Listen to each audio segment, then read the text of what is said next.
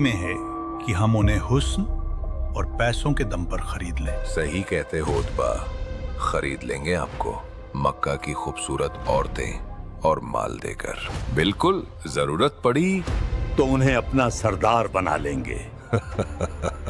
खरीद लेंगे। लेकिन मक्का के सरदारों की ये कोशिश भी नाकाम हो गई। चाहते क्या है? मुझे पहले ही डर था इस बात का। हमारी हर कोशिश नाकाम कर दी। अब सिर्फ एक ही रास्ता बचा है। कौन सा रास्ता? मुझे लगता है हमें ईमान ले आना चाहिए। इससे घटिया बात मैंने आज तक नहीं सुनी। क्या कहा? ईमान ले आए? पागल हो गए हो वलीद। वलीद बिन मुगीरा की ये बात सुनकर कुरैश के सरदार भौंचक्का रह गए। लेकिन फिर वलीद ने उन्हें समझाया कि आप सल्लल्लाहु अलैहि वसल्लम के साथ सौदेबाजी करनी होगी, एक कोई बीच का रास्ता इख्तियार करना होगा, क्योंकि अब मुसलमानों को उनकी राह से हटाना मुमकिन नहीं। तो क्यों ना कॉम्प्रोमाइज़ किया जाए, आप सल्लल्लाहु अलैहि वसल्लम के साथ एक डील की जाए। एक ऐसा सौदा जिसमें हम सबका और मक्का के इस कारोबार का सिलसिला चलता रहे। और इस बात के दिमाग में आते ही ये इस्लाम की राह से ना हटे, तो इन मक्का के सरदारों ने अपना रुख बदल लिया। इन्होंने फैसला किया कि वो आप सल्लल्लाहु अलैहि वसल्लम को खरीद लेंगे। हमारी हर चाल बेकार हो गई। हमने उन्हें शायर कहा, दीवाना कहा। समझ नहीं आता अब क्या करें। सब बेकार। अक्लमंदी इसी में है कि हम उन्हें हुस्न और पैसों के दम पर खरीद लें। सही कहते हो उत्बा, खरीद लेंगे आपको मक्का की खूबसूरत औरतें और माल देकर। बिल्कुल, जरूरत पड़ी तो उन्हें अपना सरदार बना लेंगे। खरीद लेंगे। लेकिन मक्का के सरदारों की ये कोशिश भी नाकाम हो गई। जिसे अल्लाह ने कौसर अता कर दी हो, फिर उसे किस चीज से खरीदा जा सकता होगा।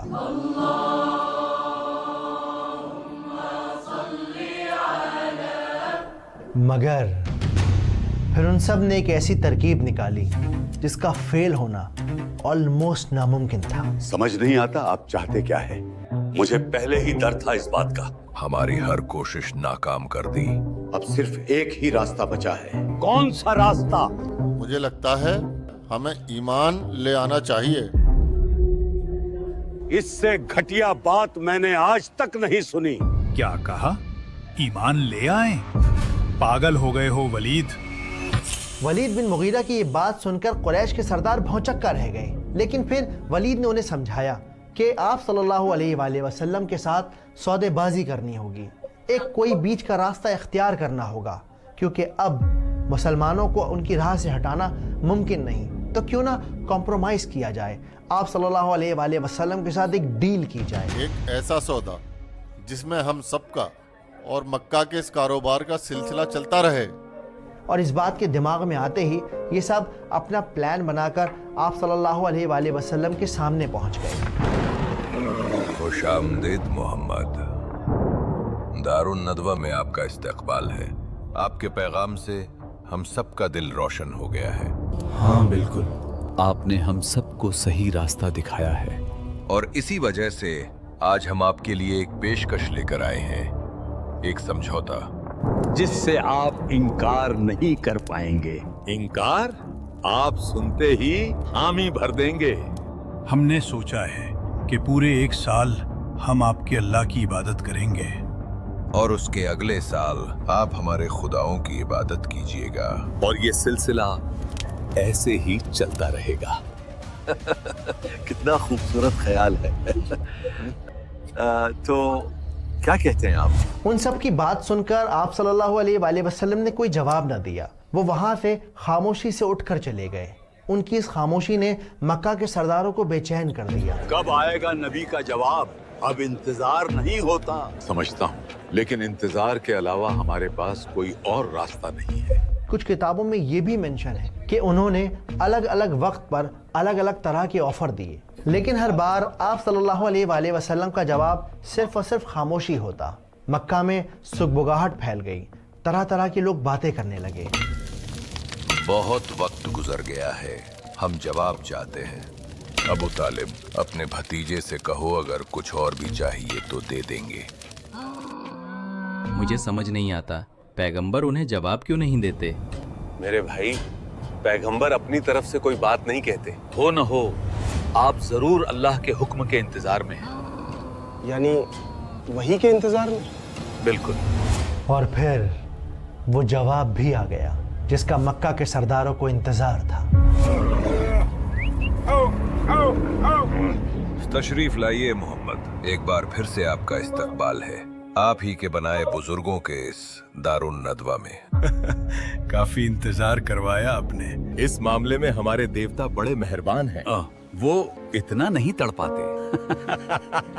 अब छोड़िए ये बातें। सही कहा।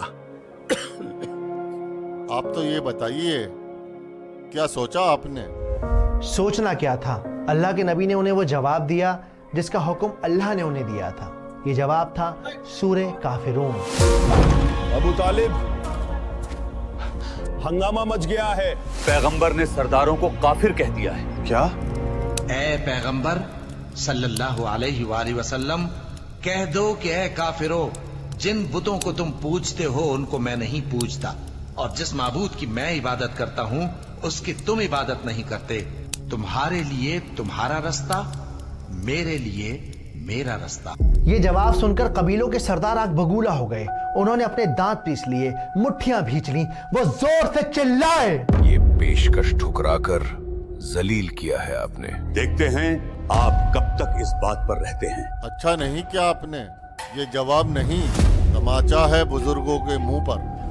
बेशक ये सूरा उन सब काफिरों के मुंह पर एक जोरदार तमाचा थी, एक ऐसा तमाचा जिसने तौहीद और शिर्क के दरमियान एक ऐसी लकीर को खींच दिया जिसे क़यामत तक मिटाया नहीं जा सकता।